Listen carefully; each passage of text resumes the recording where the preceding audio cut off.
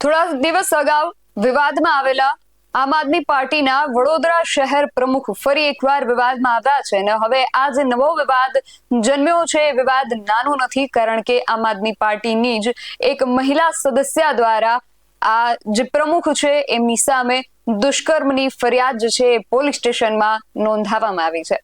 શું છે સમગ્ર વિગત જાણીએ આ અહેવાલમાં। જય હિન્દ, BSI ન્યૂઝ પર આપની સાથે હું છું નિધિ ગઢવી। આમ આદમી પાર્ટીની દશા હવે માઠી બેઠી હોય એવું લાગી રહ્યું છે, કારણ કે આમ આદમી પાર્ટી એના આંતરિક વિવાદોના વમણમાં વધુ ને વધુ ફસાતી જઈ રહી છે। થોડા દિવસ અગાઉ આમ આદમી પાર્ટીના જ આંતરિક વિવાદો ખુલ્લા પડ્યા હતા। થોડા દિવસ અગાઉ દિલ્હીના જે પૂર્વ ધારાસભ્ય છે દુર્ગેશ પાઠક, એમના દ્વારા સોશિયલ મીડિયા હેન્ડલ જે છે એમનું એક્સ, એના ઉપર એક ટ્વીટ કરવામાં આવી હતી ને એમાં એમણે ફરિયાદ કરી હતી કે એમના જ આમ આદમી પાર્ટીના દિલ્હીના જે કાર્યકર્તા છે એમને આઈબીના અધિકારીઓ અને ખાસ કરીને ગુજરાત પોલીસ એમને ફોન કરીને પરેશાન કરી રહી છે। એમની આ ટ્વીટ બાદ એમની જે ટ્વીટ હતી એને કેજરીવાલે રીટ્વીટ પણ કરી હતી અને સાથે જ ગુજરાતના પણ આમ આદમી પાર્ટીના ધારાસભ્ય ચૈતર વસાવાએ પણ એને કોટ ટ્વીટ કરી હતી। એ બાદ જે પોલીસ હતી એને આ બાબતને ગંભીરતાથી લઈ આ બાબતને લઈને તપાસ શરૂ કરી, ત્યારે તપાસના અંતે એ ખબર પડી કે ફોન કરીને નકલી આઈબી અધિકારી બનીને આમ આદમી પાર્ટીના જ દિલ્હીના એ કાર્યકર્તાને ધમકાવનાર બીજું કોઈ નહીં પરંતુ વડોદરાના આમ આદમી પાર્ટીના જે શહેર પ્રમુખ છે અશોકભાઈ ઓઝા એ જ હતા। અશોકભાઈ ઓઝા એમના એક મિત્ર હતા નીતિનભાઈ ડોબરિયા, એમના મારફતે એમના ફોન દ્વારા આમ આદમી પાર્ટીના દિલ્હીના એ જે નેતા હતા એમને ફોન કરીને નકલી આઈબી અધિકારીની ઓળખ આપીને પરેશાન કરી રહ્યા હતા।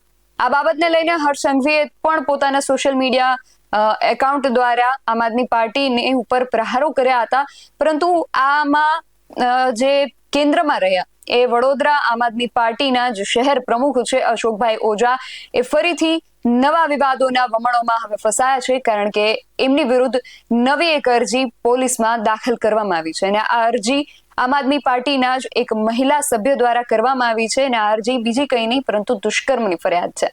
આ સમગ્ર ફરિયાદ શું છે તેમના વિશે સૌથી પહેલા તો તમને વાત કરું તો વડોદરાની અંદર આમ આદમી પાર્ટીના જે શહેર પ્રમુખ છે અશોકભાઈ ઓઝા, એમની સાથે એમના પુત્રની સામે પણ એક મહિલાએ દુષ્કર્મની ફરિયાદ નોંધાવી છે। આમ આદમી પાર્ટીના આ જે નેતા છે એમણે આ મહિલાને દારૂ પીવડાવીને અશ્લીલ વિડીયો ઉતારી દુષ્કર્મ કર્યું હતું અને વિડીયો વાયરલ કરવાની ધમકી આપી હોવાના આક્ષેપ જે છે આ પોલીસ ફરિયાદમાં કરવામાં આવ્યા છે।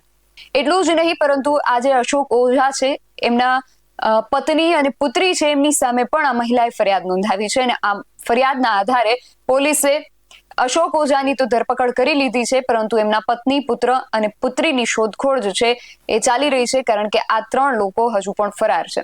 પીડિત મહિલા જે છે આમ આદમી પાર્ટીમાં જ હોદ્દો પણ ધરાવતા હતા।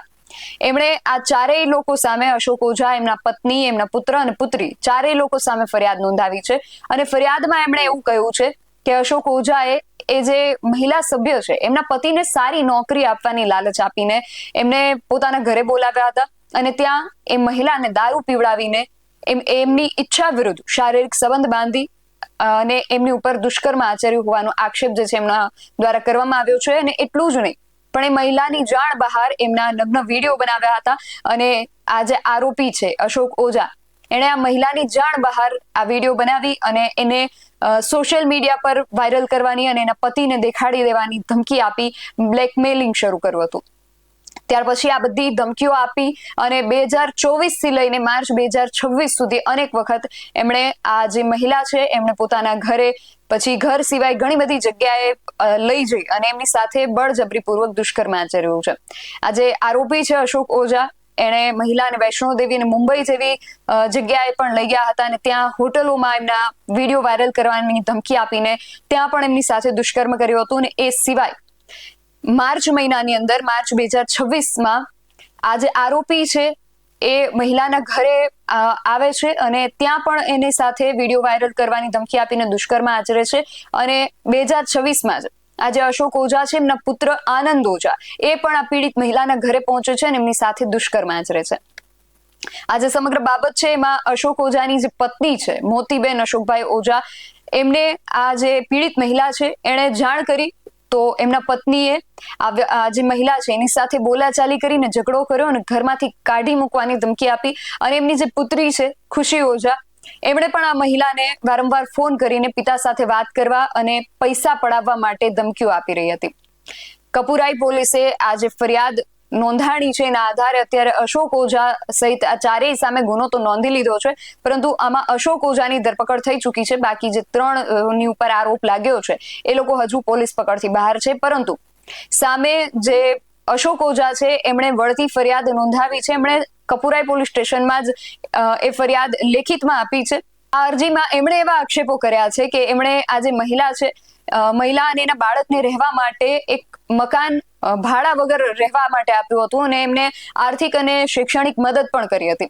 અને એ પછી મહિલાને મકાન ખાલી કરવાનું જ્યારે કહ્યું ત્યારે એમણે મકાન ખાલી કરવાનો ઇનકાર કરી દીધો અને મકાન ખાલી કરવાના બદલામાં 20 લાખ રૂપિયાની ગેરકાયદેસર ખંડણી માંગી હતી. એટલે સામસામી બંને પક્ષે ફરિયાદ નોંધાઈ છે. આમ આદમી પાર્ટીના જે પ્રમુખ છે એમણે એવું પણ કહ્યું છે કે મહિલા અને એના પરિવારે ટુકડે ટુકડે અગાઉ પણ પૈસાઓ એમની પાસેથી મેળવી લીધા છે અને હજુ વધુ પૈસા પડાવવા માટે આ પ્રકારે સેક્સ્યુઅલ હેરેસમેન્ટ અને મહિલા સ્ત્રી સુરક્ષાને લઈને આવા ખોટા કેસમાં મને ફસાવવામાં આવી રહ્યો છે એવો પણ એમના દ્વારા આક્ષેપ કરવામાં આવ્યો છે. પોલીસ જે છે હવે સમગ્ર મામલાને લઈને તપાસ કરી રહી છે. બંને તરફ ફરિયાદ નોંધાઈ છે એટલે બંને તરફથી અત્યારે તપાસનો જે ધમધમાટ છે શરૂ કરવામાં આવ્યો છે.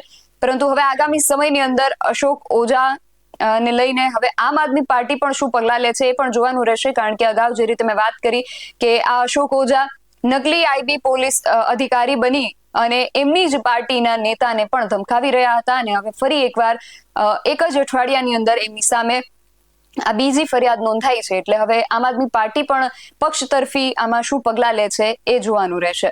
તમારું આ સમગ્ર વિષયને લઈને શું માનવું છે અમને કમેન્ટ કરીને ચોક્કસથી જણાવજો.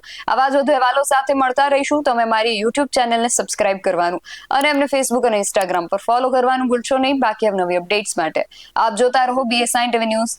નમસ્કાર.